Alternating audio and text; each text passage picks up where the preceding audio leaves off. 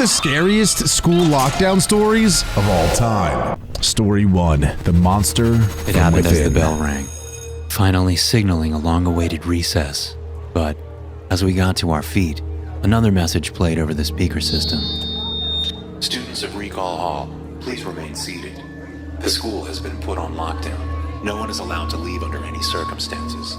We all groaned in annoyance. They're all booing, bro. What? You'd think that they'd be like scared, fearful, if you will, of their lives, but they're just annoyed that they don't get to play at recess for 15 minutes. All taking the message seriously. Whatever drill we assumed the school was putting us through, none of us were having it. Only then did I glance outside to see 3 armored military vehicles approaching the school at high speeds. Within a minute, dozens of soldiers poured out with heavy equipment and metal plates, running up to our windows. One by one, they started boarding them up, drilling the plates in front of our windows, making any thought of escape impossible. "What's happening?" Leo asked from the back of the class. The teacher didn't answer. He looked just as confused as the rest of us. I'm sorry, that guy does not look confused. That is a man who's going through divorce right there. That is a man who just lost his kids to his wife, who moved across the country, and now he's stuck teaching you. That is not a man who is confused. He went to his desk and pulled out a phone, calling the principal, but he didn't answer. "We're just going to stay here, all right? Let them deal with the situation, then we can leave." No signal, I dug my mobile what? phone out from my bag, only to find that I didn't have any signal. While the school always had crappy service, I'd never been left without the possibility to call out. Whatever the soldiers had done, it had blocked off our only means of contacting the outside world. "I can't call anyone," I said, holding up my phone. The other students, even Mr. Morgan's, pulled out their phones, each of them with the same result. "Everybody keep calm, it'll be all right," Mr. Morgan said unconvincingly. "We just need to wait here for them to help." His words were interrupted by frantic screaming coming from the hallway and heavy footsteps running just outside the door. We all sat in silence, listening intently to the commotion going on outside. Then, one by one, the screams were silenced, replaced by distant gurgles. By then, some of my... What's weird is we didn't hear any like gunshots. We didn't hear any. If it was an animal, you would have maybe heard like a growl or like a bark or roar or something. But it was just like dead silent, other than the screams, which honestly makes it 10 times creepier. While others sat frozen in fear. "I'm leaving," one of the students said. It was Jack, the class asshat. He'd always been a daredevil, claiming nothing could scare him. Classic but Jack. Even for him, this was ridiculous beyond belief. He ran for the door, pulled it open. Why would you go out that door, started though? running down the hall. Mr. Morgan's was too slow to stop him. He just rushed over to pull the door closed. We all left sat him. back, Bro, he left ready him for to another die. bout of screams, but they never came. By all means, it seemed like Jack had made it to safety. But how he'd possibly leave the school, we didn't know. "He made it?" Leo called from the back. "I don't know. It sounds like he's fine," another one chimed in. Hang on a minute. In a lockdown, though, especially when you know it's a real lockdown, doesn't everyone like go hide in a corner? Like everyone curls up, in a little ball and is like in a corner, and then one of your best friends starts rubbing your back. All right, maybe not that part, but like these kids are still at their desks as if there's a lecture going on, as if they didn't just hear their other fellow students die. They are not reacting appropriately, in my opinion. As the news of his escape hit us, more of the students started feeling confident we could get out with him. Whatever the military had blocked the school for, it wasn't to keep us safe, so staying in one place might end up getting us all killed. While Mr. Morgan's demanded we stay back, he couldn't fight us all, so a group consisting of 4 students, including myself, decided to leave. Oh, Leo boy. took the lead, sticking his head outside the door and signaling that it was all clear. We ducked into the hallway in silence, making sure it was empty. The place was eerily quiet, a stark contrast to both its usual self and the screaming we'd heard moments earlier. We unanimously decided to head in the opposite direction of the sound, which also went towards the main exit. While we all figured the main exit was blocked, we were hoping one of the ventilation shafts had been forgotten, and the only vent entrance we knew about was situated near the main doors. If Jack had made it outside, that would be the only way. As we walked down the hall, the lights suddenly went out. It appeared that the electricity had been cut, because even the ventilation system fell silent. You know what, too? I was gonna say, maybe they could just sneak out a window or something, but I haven't seen a single window. And if there are no windows and the lights go out, that means it should theoretically be literally pitch black in there. Like, they should not be able to see a single thing. Let's see if that's the case, though. Meaning the whole building had lost power. The only light we had then Well, came from go. our mobile phones, but it hardly provided any comfort. Then, I slipped and hit my head on the ground. It hurt, Oh and my as I God. went to rub the back of my head, it felt wet. At first, I was worried I might have cracked my head open, but then I realized that my entire back was wet. Leo shined his Oh my flashlight at my God. back, immediately gasped as he realized I was covered in blood. The only issue Look was up, bro, look it up. didn't belong to me. The entire hallway was covered in my. blood. The floor, the walls, and the ceiling. Maybe we should turn back? Elise said. No, we need to get out, Tyler argued back. We kept going, slowly moving forward in silence, until we finally saw the exit. Who boarded As it suspected, off? What? the doors had been sealed shut by the same metal plates. But next to the door stood a ladder leading up to the vent. Probably the one Jack had used to escape. How did he get that ladder, though? Alright, I'm asking too many questions. Let me just vibe here. Come on. I'm being too nitpicky about this story. Tyler rushed to the front and started ascending the ladder. As he got to the vent, he froze in place. Oh my God, it's probably Jack. He said quietly. He's in there? I asked. Bro's so "Yeah." dead. But he's not moving. Then Tyler started tugging on Jack's legs and tumbled back as he pulled half his body out of the vent, falling onto the ground and knocking himself out for a moment. Jack was dead, which meant that the monster had either climbed inside the vents or there were several of them. We should go back to the classroom and wait for help, Elise suggested as she stared at what was left of Jack. I mean, really, what do you do in that situation, though? Oh, goodness gracious. And what is the SWAT team doing, bro? Is the SWAT team helping or hurting? I don't understand. Because how are they not in the building searching for this thing yet? None of us could disagree. So we got Tyler back on his feet and started quietly walking back, praying That's fair. not to That's what I garner would the do too. attention of whatever monstrosity had been unleashed within our school. When we finally got What back, could it be? we found the door to our classroom broken and smashed Called to it, bro. I pieces. called it, bro. We stood frozen outside until I finally got the guts to check inside, holding the other back to protect them from what I knew was coming. The entire room was smeared with blood, with chunks of flesh lying on the floor. Every single person in the classroom had been killed, torn Oh to my shreds by God. an unknown entity. Had we not left to look for a way out, we'd all be dead too. I don't know, like, this is probably just the animation graphics, but what I will say is that every, like, limb is chopped. This is getting gory, I'm sorry, but it's chopped, like, perfectly, like, sliced. It doesn't look like, for example, I'm not seeing claw marks or bite marks or anything that would insinuate that this is an animal. It looks like a chainsaw. That's kind of gross. That's gross, but that is what it looks like. What are we going to do? Elise asked. I don't know. We just have to keep looking for a way out. We can't stay here. We turned to love that walk there's in no the emotion opposite in their direction, voice. hoping to find shelter, or maybe even an escape through the basement. But as we turned to run, we heard a bizarre sound shatter the silence around us. What was that? Tyler asked with a shaky voice. It was the thing. It has to be. The darkness felt more overwhelming than ever, but we had to keep going. We ran through the halls, Oh my God. occasionally coming across streaks of blood. As we turned a corner, we heard Elise scream for her life. No, help me! She'd been snatched by a mangled Oh my appendage God, that what wrapped is itself that? around her leg. It stretched endlessly far into the darkness, belonging to a being that was too far away to see. We tried to grab onto her, but she was slipping away too fast. We could hear the bone within her leg get crushed to pieces as she slipped away from our grasp. Elise! Tyler yelled as he started to run after her. Leo tried to follow, but I pulled him back. Don't do it. We can't help her.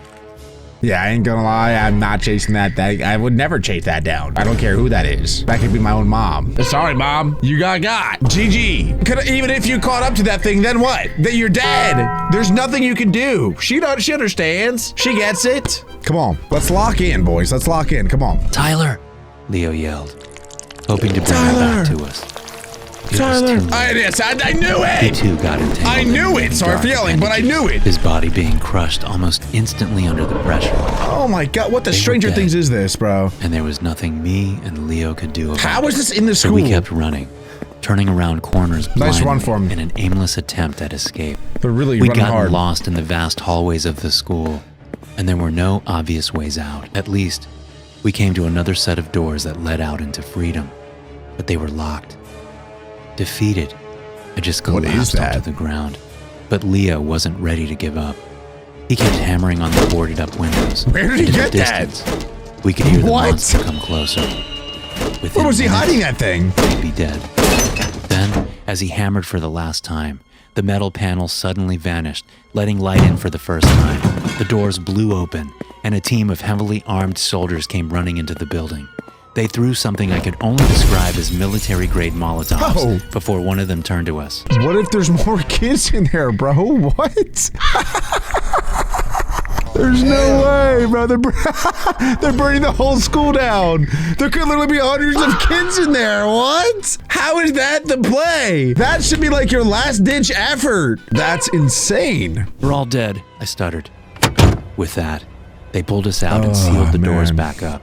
That was pretty much it. How would They you know if they're loaded all us dead? into a vehicle and drove us to an isolated field hospital set up inside some warehouse. Once they'd confirmed we didn't carry any strange infections, we were put through a series of interviews. But nothing came of it, because the school was gone the next day, burned to the ground, and removed as if it never existed. This really And seems the like an hundreds of deaths were SCP. claimed to be caused by a crazy fire. All of it got brushed under the rug. But I can't hide the truth anymore. Even if they kill me, I need to get this story out. Yo, is this a real People story? deserve to know. Is this a real story, guys? What do you think? Comment if you think that's a real story. Wow, I'll never get over that, though. That's hilarious that he just threw a Molotov in there. And as crazy as that story was, the next ones are even crazier. This is story number 2. If I open the door, everyone will die. This will be my last transmission. If you're hearing this, please know that I did my best to save you all. I've run out of food, and there's just no cure to this plague. When I die, my body will be located at... Please burn the place to the ground and pour concrete atop of the remains. There's no solution. Please, do not open the door. I'm so sorry for what we have created, but as long as I die inside this building, it means you all get to live. In the beginning of 2012, I joined a group called Sano Project, a bunch of scientists funded by an unknown prospector. Our goal was simple in concept only, to produce a vaccine that would immunize people via aerosol droplets. We'd been given a heap of different substances and pathogens to achieve the desired effect. We'd be using mice for the experiment, but due to the high risk of accidental contagion, we were put into lockdown for the duration of the experiment, which was only supposed to last 6 months. Food and supplies would be delivered using an isolated lift, taking everything we needed underground into an airlock. When we started, there were 6 of us, with Professor Jenkins in the lead. He was an old and equally odd fellow, but he was the top in his field. There was no one more suited for the job, and the 5 of us that worked under him greatly admired the man. Still, outside of work hours, he confined himself to his room with lab reports and an endless pile of books about exotic infectology. Honestly, as much as I enjoyed working under such a great mind, he scared me at times. He seemed overly enthusiastic about the experiment part, and less so about saving lives. For the first 5 months, work went on as normal. We combined different pathogens and tried to create harmless fragments from their protein capsule, aerosolizing them as a vaccine, hoping the mice's bodies would absorb them. It was an endless stream of disappointment, as the poor animals kept dying. Okay, so it seems like where this is likely going is eventually they're going to create some sort of serum that turns mice or rats or whatever they're testing on into an anomalous creature that will then kill everybody and has a chance to break out. And so that's why if he ever opens the doors, you know, it'll come out and then kill the entire world. That's what I'm assuming is going to happen here. Then, at the end of the 6-month contract, Professor Jenkins created something new entirely. While it wasn't anything near what we wished, Oh my he'd God. managed to invent something no one thought possible. He'd mixed a strain of highly infectious virus with a bacteria. It was a miracle with limitless harmful potential, and it terrified us. Still, his explanation somewhat lulled half the staff into a false sense of security.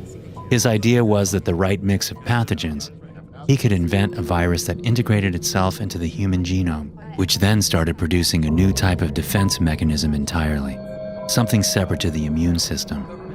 To us, it sounded like a ludicrous fever dream, but the higher-ups were convinced by his ramble, basically forcing us to stay under lockdown for another 6 months as we worked on Professor Jenkins' new personal pet project. We followed orders, making countless hybrid pathogens, all in the hopes that it might lead to a cure for all infections. I repeatedly voiced my concerns, but the rest were too afraid of reprisals to take my side. Then, halfway into the second term, the professor called me into his office. He looked unbelievably tired, as if he'd been awake for days.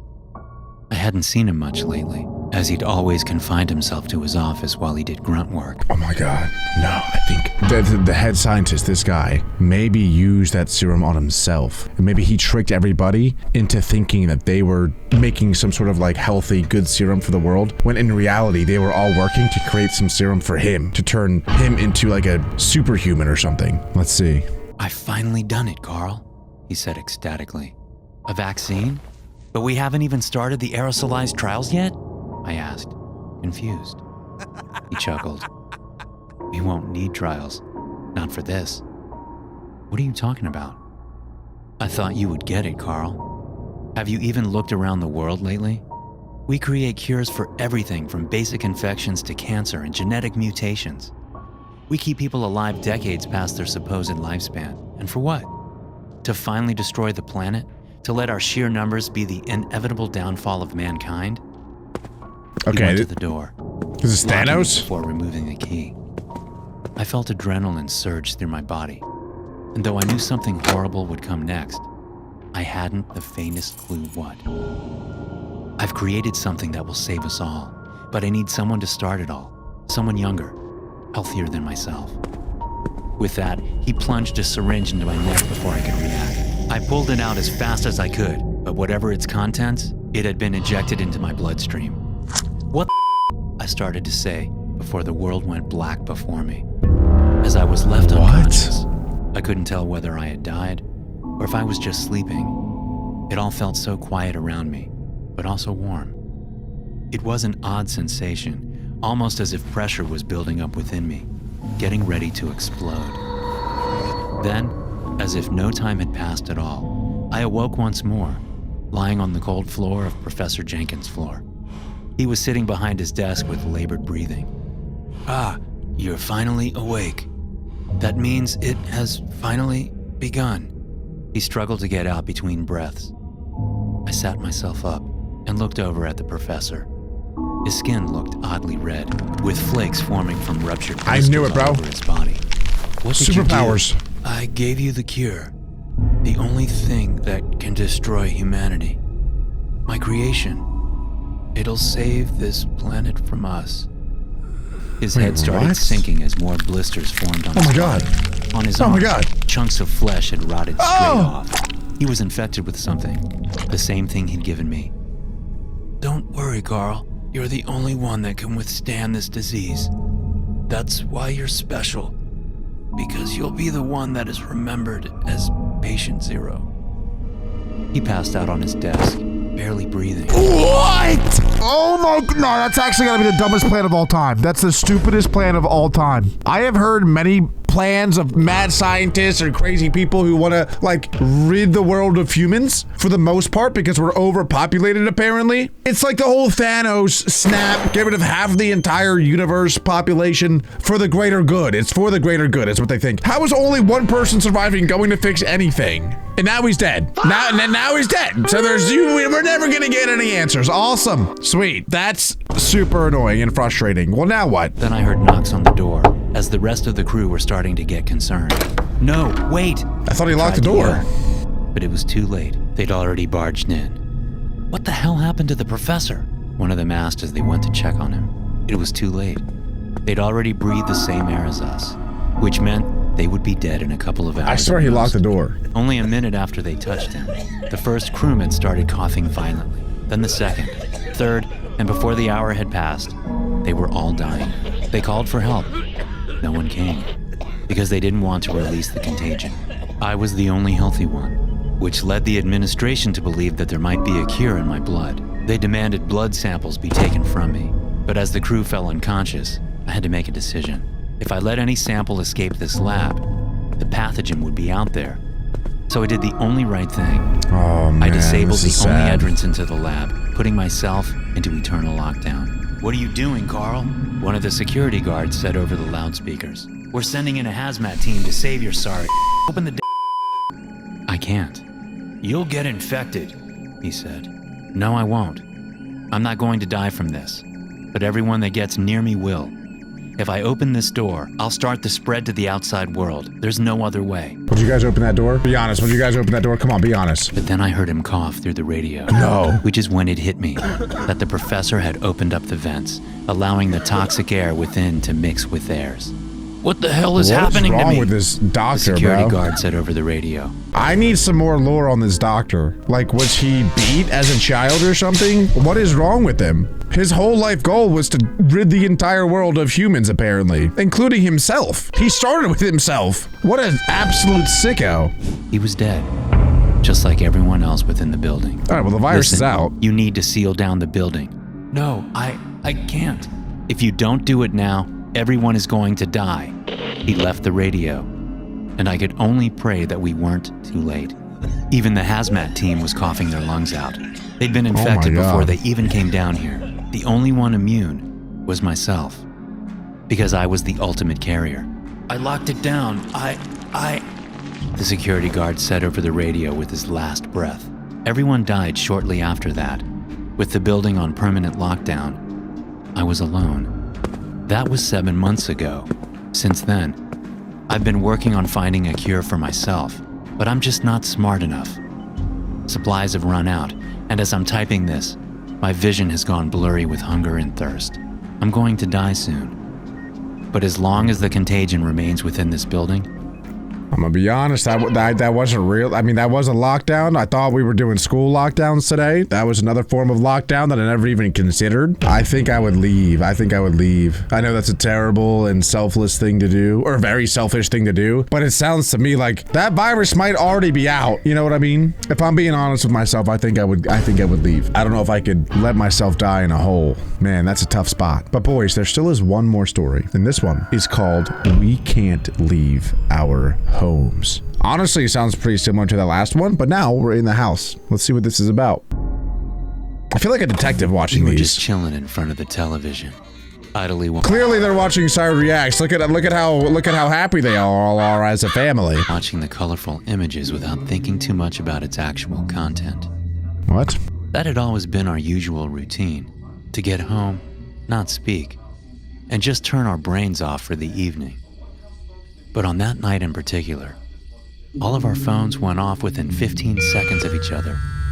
We all jumped to attention in confusion, checking our phones simultaneously. All it had been was a simple message, but one carrying a crystal clear meaning. Emergency alert. This is a message to the citizens of Newport. Do not leave your homes. Stay inside and don't open the door to anyone, not even your own family or friends. This is not a test. Stay inside. Nah, if this turns into analog horror, I swear, bro. I've intentionally been avoiding analog horror on the channel recently because it genuinely freaks me out. I don't like it. It gives me the heebie-jeebies. And this is very similar to the messages that is in analog horror videos. So I'd really appreciate it if this doesn't get analog horror-y. Turn off the lights. Turn off the lights, too. Our minds raced, but none of us were able to speak a single word. I looked over at my dad, who'd put on his glasses to make sure he read the message correctly. My mother seemed worried, her eyes filled to the brim with panic. "What is this?" my dad finally asked. While the message was clear, it didn't really explain the situation. It was the first and only emergency alert we'd ever received in our small town, apart from the occasional test message. It was real. Something dangerous was on its way, and we hadn't the faintest idea what. I went over to the window, only to see each and every one of our neighbors begin to turn the lights off. Within a couple of minutes, this is crazy. the entire neighborhood had turned dark, leaving us confused in a haze of ignorance. "I'm calling the police," Dad said as he dialed the number. It started to ring, and Dad put the phone on speaker. But instead of a person picking up, he just received an automated message. "We're experiencing heavy call volumes at this time. Please do not hang up. You will be redirected to one of our dispatchers shortly." "What is going on?" Mom asked. "I don't know. This is," Dad said before trailing off. I still stood by the window, watching the empty neighborhood, wondering if anyone would defy the message and go outside. In the meantime, Dad was trying to call the police again. After the third attempt, he tried to reach his coworker instead, who lived further downtown. "Hey, David, did you get the same message as us?" Dad asked. "Yeah, it's bizarre. Most people are staying inside though. A few went out on the street to mess around. Those idiots." What is the point of going outside, though? Like, what benefit? Like, they're not even doing anything out there. They're literally just standing in the middle of the street just talking. You can do that inside. Why would you go outside to do it? Like, at least if you're gonna go outside, play a game or do something that you can only do outside. But what is the point of going outside just to do the exact same thing that you can do inside anyway? Seemed fine, but I don't know. Wait, what's that? Yo. Dad waited. Is that a patiently as stormtrooper? David went silent on the other end of the line. Star I Wars think collab? the military is out on the street, but they look odd. They're all wearing gas masks, but they have they're 3 eyes. stormtroopers. I don't even know what kind of weapons they're carrying. Can Those are you take not a picture humans, and I feel send like. it to us? I'll try. Hold on. A few seconds passed, and another beep could be heard from my dad's phone, signifying that we'd received a picture. My dad quickly opened it, but what greeted us was little more than a tangled mess of colors from a clearly corrupt photograph. Whoa. "David, the picture isn't showing up. Try again." "Yeah, it doesn't work. The camera won't save the pictures correctly." A loud screech took over the line, shoving us all to the ground as we held our hands tightly over our ears. What? Though it came from the phone, it was an impossible sound that should have blown the speakers to smithereens in a second. Once the sound had subsided, we could still hear someone frantically breathing on the other end. "David, what happened?" They killed them all. They shot them with these weapons, just shredded them to pieces. All that. Oh, so they are good. He stuttered. Oh, I thought for sure like those stormtrooper dudes were like actually evil, but turns out they seem to be good. Okay. Hang on, what are they shooting at though? What is happening? "David, you need to hide," Dad yelled. "But What the zest lord? They're just standing there. It's like they're frozen in place. I don't understand. Why are they doing this? Why are they?" His words froze in his throat. "Oh my God. They saw me. They're coming towards me. Then the line fell dead. Yo. Dad So tried they to are call bad. David back, but no one responded. Our house fell dead silent, only interrupted by the intermittent beeps produced by the calling phone. My mom wandered nervously around the house, and I just stared at the window, paranoid that something might break through the door. "He's gone. David, pick up the damn phone," Dad mumbled to himself. That's when I saw them, walking down the street. They weren't moving normally, and their steps were too quick, each movement snapping into place. They were wearing strange uniforms that might have looked like military uniforms in the dark, but once they got closer, it was clear they weren't even human. I called One of it, the bro. neighbor's doors shut open, and the Johnsons came running towards the military, thinking they were finally safe. But no sooner had they been spotted by the marching They're about to creatures get popped. before they lifted their weapons. The same screech filled the neighborhood, almost knocking me to the ground as the air literally started to vibrate. The family screamed in agony for a moment. Oh my God, dude. In seconds, their bodies just started disintegrating, until all that was left was a pile of flesh that resembled minced meat. I wanted to scream, but before I got the chance, my dad put his hand over my mouth. "Do you want to die? Keep your mouth shut," he whispered. Just that mere sound briefly turned the creature's attention in our Nuh-uh. direction. But once we fell silent, they just stopped. There they stood, as if frozen in time. Oh, that's so creepy. For minutes, all we could do was stare at them in shock. Then, one of the neighbor's automatic lights turned on, triggered by the cat returning home. The same second, the creatures all turned to the house, raising their weapons and firing. As the loud sound rang through the house, my dad grabbed me and my mom. We were taking the opportunity to flee to the basement, where we prayed we might be safe at least for a while. We never even saw what happened to the neighbor's house. We just heard the screams of agony as they all fell to pieces. Now we're just hiding down here, without food, without water. We've tried to call for help, but no one is picking up.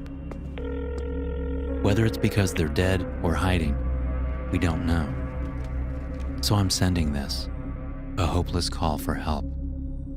If anyone out there receives this, please save us. We don't have much time left. What's your address, bro? He didn't even put his address. How are we supposed to know how to save him? Each of those situations were really terrible. I don't even know which story I think I'd want to be in the most. I guess the last one, because you're in your own home. But anyway, nonetheless, they were all equally terrifying. And if you guys want me to watch even more of the most horrific lockdown stories, make sure to leave a like, hit that subscribe button, and click right here for more.